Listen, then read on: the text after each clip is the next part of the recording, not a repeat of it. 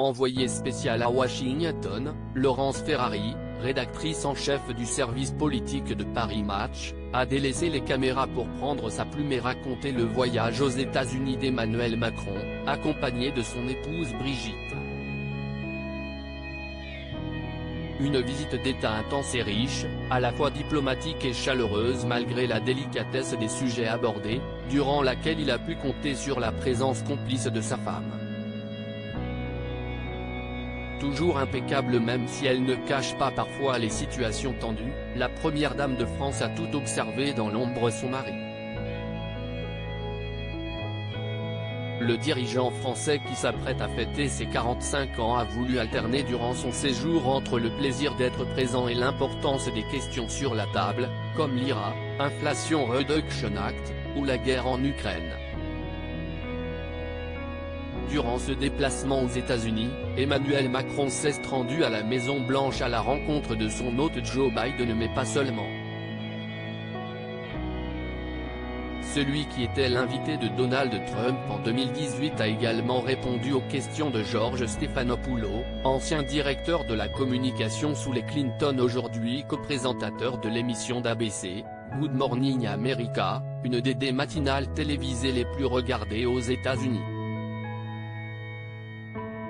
Pourquoi l'avoir interrogé à Washington, dans un décor sophistiqué comme celui d'une production hollywoodienne? Le journaliste ne cache pas le fait que le président français n'est pas une star dans son pays mais il loue les qualités politiques de celui qui a été réélu président et se souvient des tensions entre Trump et lui qui ont été largement commentées dans la presse américaine.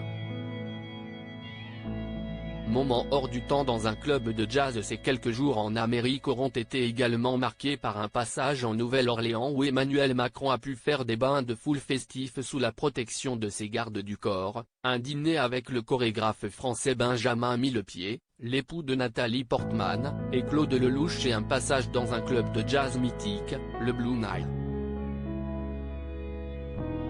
Une scène qui a fait halluciner les agents du Secret Service.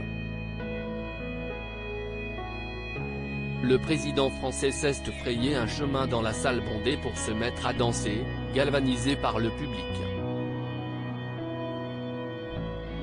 Son épouse, elle, a préféré rester à l'extérieur. On ne sait jamais ce qui peut arriver, dira-t-elle, comme le rapporte Paris Match.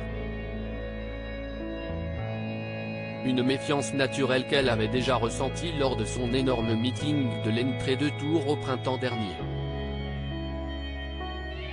Un périple américain dont Emmanuel Macron est revenu avec l'idée d'avoir consolidé l'alliance entre les deux pays et d'avoir réclamé en personne des aménagements économiques précis.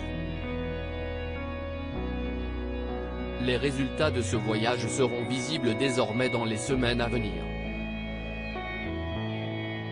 Retrouvez l'intégralité de l'article dans le magazine Paris Match du 8 décembre 2022.